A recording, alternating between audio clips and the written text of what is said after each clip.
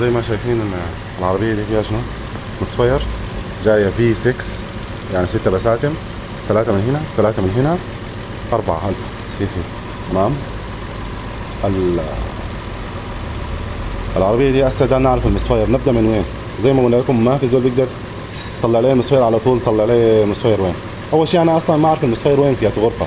مصفير يعني في غرفة واحدة وممكن أو غرفتين ما شغالات. طبعا أقل من 3 ما حتلقاها مستقرة كده. هسه حاليا عندنا واحدة بس. تمام. هسه هنجيب جهاز الكمبيوتر وحنبدأ فيهم. ده هنختار سلندر رقم 1، نعمل له اوكي. لاحظ حصل شنو؟ ردة فعل. هنعمل له الغاء، نلغيه، نعمل 2، نعمل اوكي. حصل شنو؟ ردة فعل. دي اكتر حاجة انا بستعملها لما يكون فيها مصفير. ده 3. هيسس شايف في ردة فعل، صوتها بيتغير والهزة بتزيد. 4 ما بيعمل معي ردة فعل معناه هو اصلا ما شغال. ده 4 عمل ردة فعل كويس. نمشي ل5، نعمل اوكي. في حاجة اتغيرت؟ ما في حاجة اتغيرت، يعني ما شغال لانه ما حصل شنو؟ ردة فعل. انا لما اعمل كده بيحصل شنو؟ بيفصل الكهرباء من الانجكتور. ده 6 اتغير. طيب كده ما انتهينا من المرحلة الأولى. المرحلة الأولى حددنا إنه سلندر رقم 5 ما شغال، الباقيين شغالين. يعني شغالة 5 وواحد ما شغال. يعني في سلندر واحد ما شغال اللي هو رقم 5. 5 ده ما شغال ليه؟ ممكن يكون كويل، كهربة الكويل، بخاخ وكده. المرحلة اللي بعديها هنحدد كل العربات. الواحد لو متخصص عربات أو ما بيفهم في يعني بيشتغل عربات مشكلة، ده يعرف نمرة 5 وين في الوضع ده. كويس. هنعمل شنو؟ نفصل مثلا الفيشة دي.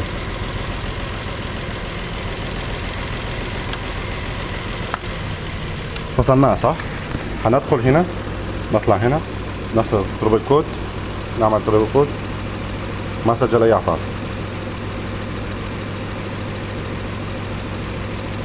ممكن تبطلها الدويرة، ممكن يظهر الاوتو، ما على حسب الموديل. هي موديل 2007 شهر 9 يعني 2008 تقريبا. كويس. لكن في النهاية عمل معانا ردة فعل كويس. هسه الكمبيوتر ما عايز يسجل العطل، لسه ما سجله. طيب نختار هنا ده غير.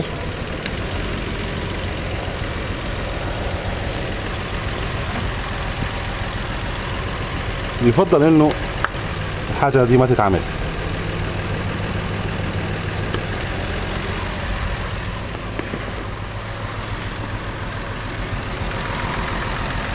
هنا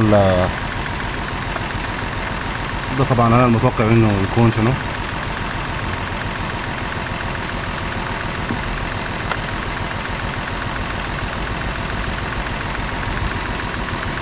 لو قلنا بجاي 1 2 3 4 5، فمفترض 5 يكون ده، لانه هناك فصلنا كلهم عملوا ردة فعل.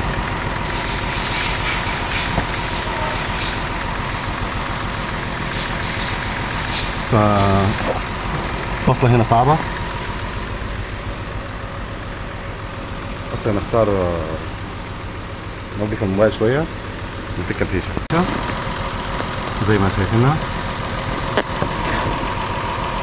وما حصل اي ردة فعل. كده معناها ده نمرة كم؟ 5. يعني الترتيب حيكون كيف؟ 1 3 5 2 4 6. 1 3 5 2 4 6 من الناحية دي. يعني بانك 1 من وين؟ من الناحية دي. طبعا الامريكي هسه بقى كله شنو؟ كل البانك 1 بقى يسار.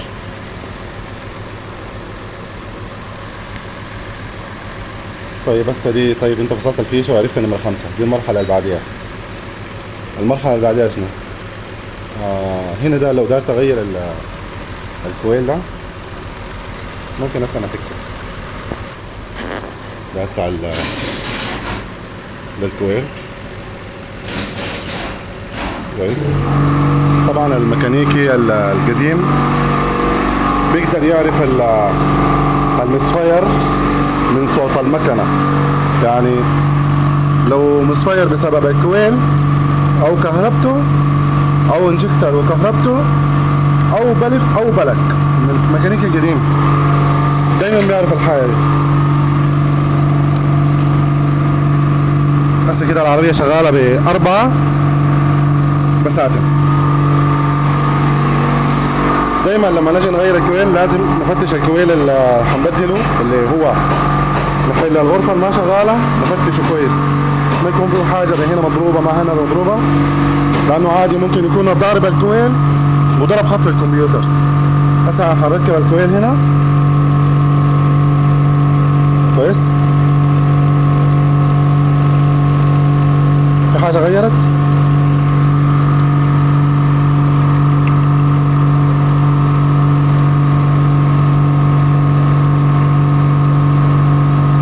غير، شايفينه؟ اشتغل، يعني الكويل شنو؟ سليم. دي المرحلة اللي بعديها. كده فضل لنا شنو؟ كده خلاص انتهينا من المرحلة دي. معناها عندنا نمرة 5 دي فيها إشكالية، لازم نلقى سبب مقنع، يا البلك يا الانجكتر. فهنبدأ في المراحل اللي بعديها. بعديها طبعا زي ما قلنا هنفك الثلاجة. ده نمرة 5 ما شغال ملك. كليبسة عندي بتاعت البخاخ دي عندي راكبة ما في أي حاجة. ده البلك حقه بيتفك بصعوبة. معناها كده معناها شنو؟ ما تفك له فترة طويلة. طبعا أهم شيء لما نفك الثلاجة لازم نغطي المكان الهواء عشان ما تقع حاجة جوا. حتى وانت بتطلع الثلاجة ممكن عادي تقع لك حاجة جوا. دي حاجات بتحصل طوالي. ربنا يحفظ يا أخي. فالشغل ده طبعا مسؤولية وصعب شوية وعايز خبرة وعايز يعني دراسة ومراجعة أول بأول، تتابع أول بأول الحاصل شنو في البلد في المجال بتاعك، قصدي بالبرامج والفيديوهات وكده. وغير كده التوفيق من ربنا سبحانه وتعالى، لأنه لو عندك كل شيء وما عندك توفيق من ربنا سبحانه وتعالى ممكن حاجة صغيرة تقع هنا ده تضيعك وتضيع المكنة ودخلك في حتة ضيقة يعني مع الورشة ومع صاحب السيارة. فربنا يحفظ إن شاء الله ويكفينا شر العوارض.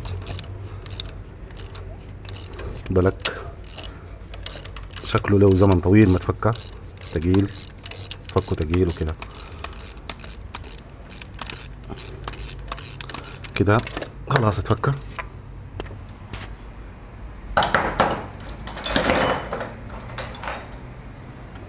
بعد كده نجيب مغناطيس نطلعه. في ناس بتطلع بالكويل لكن ما تتعود على العادة دي. طيب البلك هنا حاصل له شنو؟ فيه رواسب وزيت، ما ننظف ولا نعمل اي حاجة. نحط في الجهاز بتاع تيستا. طبعا البلكات دي حاجة كويسة شديد لأنه بتوريك المكنة الوضع بتاعها شنو. البلك ما شغال، شايفين ما شغال اي حاجة. البلك فاصل. هل لما ننظفه هيشتغل؟ ننظفه بالفرشة دي نشوف اللي بيحصل شنو. طبعا ما بنقلب الراس ده نهائي بس بيبرد كده. نظفناه ما عايز يشتغل برضو. فالبلك شكله هربان ما عايز يشتغل اي حاجة. كان اول شغال مع النظافة مات نهائي. طيب يعني المشكلة بس بلك ولا في مشكلة تانية؟ حاجة زي دي بنعمل شنو نحن؟ بنراجع الانجكترات وبنراجع كبس المكنة. لو في كاميرا طبعا بتكون حاجة كويسة. ما عايز يشتغل، بلك خربان نهائي. نطلع اخوانه ونشوف الحاصل عليهم شنو. البلاك دايما بيوريك حالة المكنة، فيها صرف بنزين، فيها علبة البيع مقفولة، فيها موية، فيها تخريب زيت، المكنة خفيفة. البلاكات بتدي قراية للمكنة للوضع جوا الحريق شنو. ده غير موضوع الكاميرا اللي بتدخل جوا، الكاميرا الثعبان اللي عاملة زي المغناطيس دي بتدخل جوا تسوي لك البستم والبلوفة والكلام ده. فنتابع القصة دي شنو، ليه البلاك حصل فيه كده.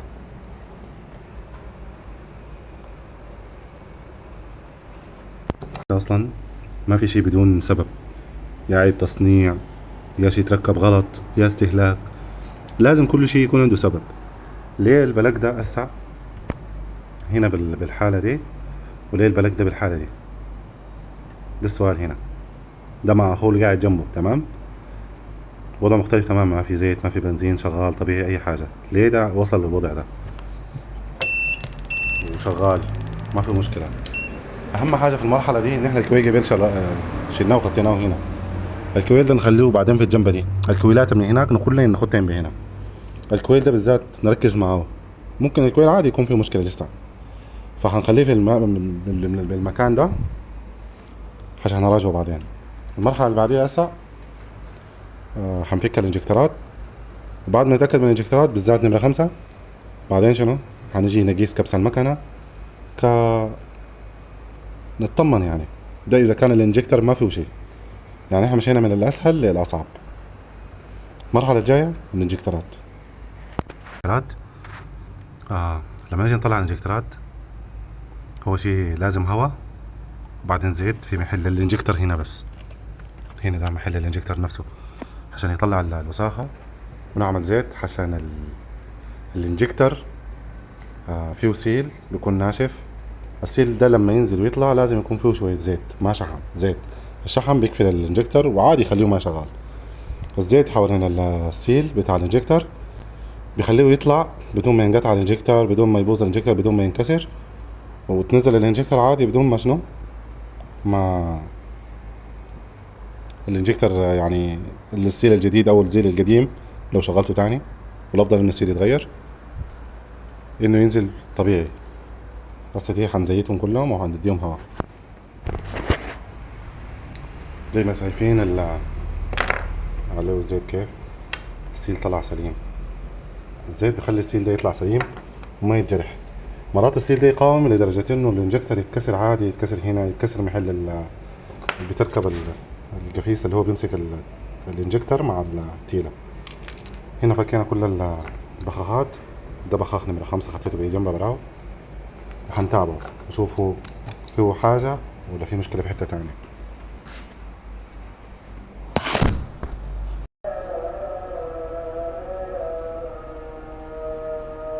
الانجكترات شنو؟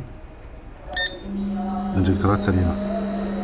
يعني مثلا احنا عندنا حاجة خربانة واحدة، شنو؟ البلك. مين خرب البلك؟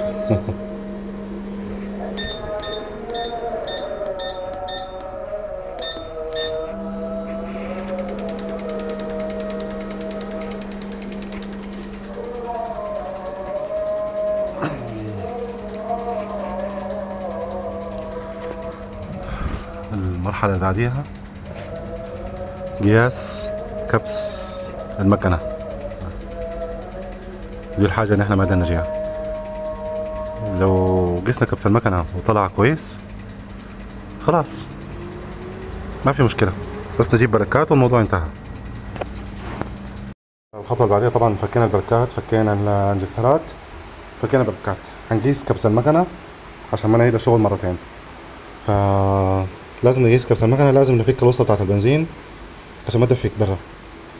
هنا الفيول بامب الفيوز بتاعه 15 رقم 9، فهنشيل الفيوز برا. 1 2 3 4 5 6 7 8 9.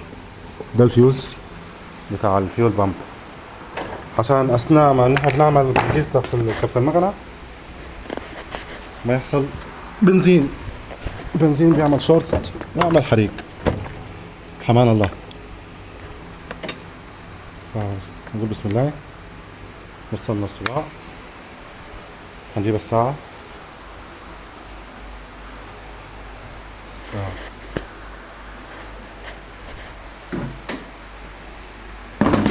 دي باقي البلكات لو ما شفتوها، واحد احمر، واحد ابيض، واحد فيه زيت. في الحالات زي دي دايما لازم نتأكد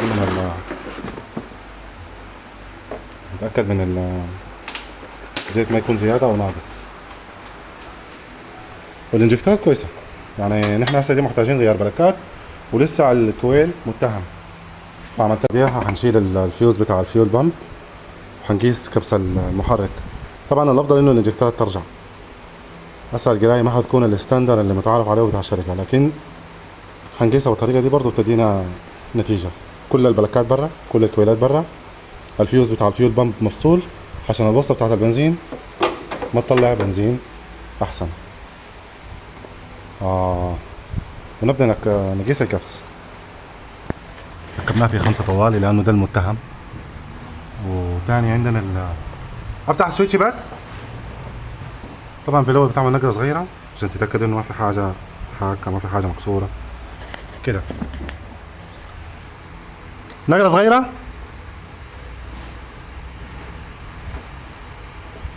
عمر بس. شايفينها؟ طبعا في حالة الثلاجة ما في داتا تقيس كبس المكنة، لازم تكون فاتحة البوابة للنهاية. الفيديو ده لمنو؟ للناس اللي بتحب العربات وكده، للناس المبتدئين في الميكانيكا وكده، ما عندها علاقة بصناعي شاطر وكلام زي ده، او اوريك اعلمك شغل ما شاء الله. ربنا يزيدكم غايته، في خبرات كثيرة، وربنا ان شاء الله يبارك لكم في رزقكم ان شاء الله، ويزيدكم من علمه. نقرة طويلة يا عمر بس. طبعا الانجكتورات برا، الكبسة المفروض يكون اكتر من كده، لكن الانجكتورات برا. هنا وصل كم؟ 130 135. شايفينها؟ 140. نمشي للغرفة اللي بعديها. طبعا الانجكتورات برا المفروض تكون كلها نفس القياس. عمر انت قاعد لسه؟ هاي ده نقيس كم غرفة؟ هذا نقيسهم كلهم، لكن ممكن نقيسهم كلهم.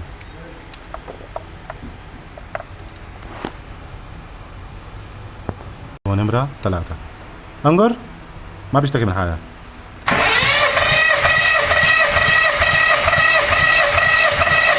بس في فرق انقر بس.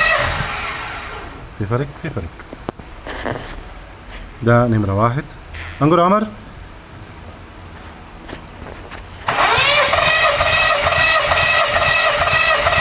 بس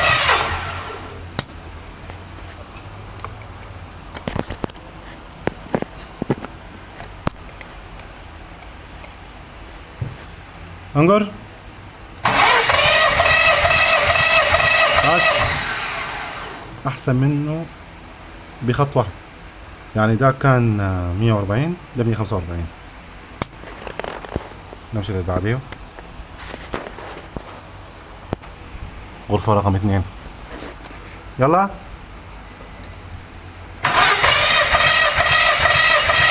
بس برضو نمرة 4 انقر. ما شاء الله. نمرة 6 انقر.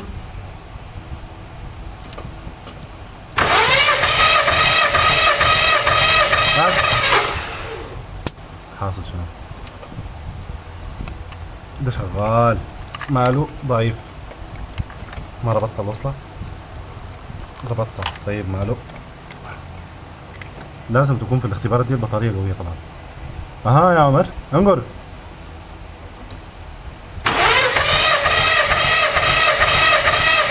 بس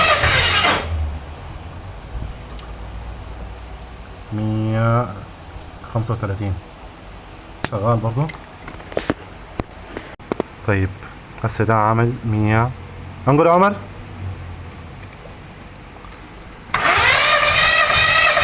بس انقر. بس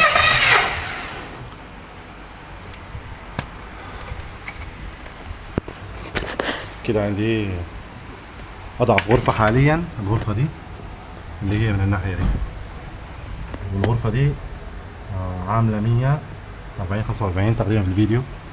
باقي الغرف كلها عاملة 150 ما عدا الغرفة رقم هنا ده رقم 2 عاملة 100 كم 155.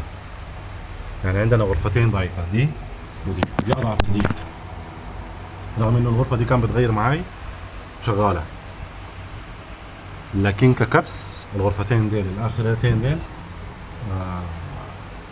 الكبس بتاعهم ضعيف. مشكلتهم شنو؟ دي هنا المرحلة اللي بعديها، لو عندك مصفير وتخير انتهيت من موضوع البلكات والكويلات والمصفير لسه ودك تعرف تختار انجكترات ولا كبس المكنة، الأسهل فهمت؟ الأسهل لو كبس المكنة ما بضرك، كبس المكنة ما بضر، لكن كبس المكنة لازم تفك 6 غرف، ما ممكن تقيس كبس المكنة وفي بلك راكب، لازم يتفكوا كل البلكات ولازم تفك كل الكويلات وبخاطر تكون راكبة عشان الكبس بتاع الغرفة ما يتهرب.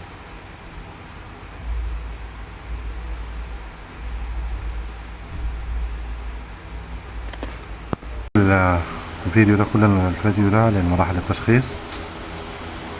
الغلطة الغلطة في الفيديو انه الانجكترات طبعا من نوع MPI دي ما بتهرب الكبس، اللي بتجي GDI هي اللي بتهرب الكبس عشان الناس ما تختلط عليهم، لانه انا الغلطة في الفيديوهات قلت انه لو البخاخات برا الكبس بيختلف وكده، فالبخاخات MPI اللي عندنا دي فوق يعني عادية، لكن لما تكون فاكي انجكترات تحت GDI هي اللي بتهرب لك الكبس. فأسهل كبس أنا طبيعي قرايته صحيحة، وما حنواصل في الفيديو زي ما قلنا. عندنا ناقص في غرفتين على حسب كلام الشركة، الستاندرد 185 وأقل حاجة مقبولة 142، والفرق بين السلندرات لازم يكون 14.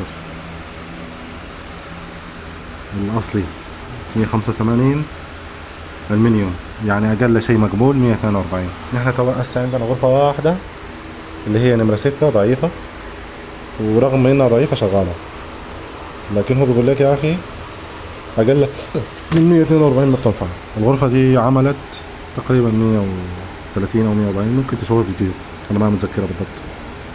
مع السلامة. هنا في المرحلة دي قبل ما اقول لكم مع السلامة، دي اهم مرحلة، لازم نكب فيه زيت. ايوه هنكب زيت عشان نعرف الكبس ضعيف من الشمبر من البستم ولا من الراس.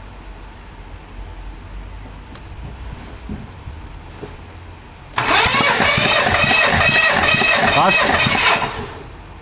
شوف الكبس ده زاد كيف. انقر بس الكبس زاد الضعف. انقر بس شايفين انقر بس دي المكبة فيها زيت قاعدة 145 كده، معناها الشمبر شنو ماسك، ما فيها مشكلة بلوفا.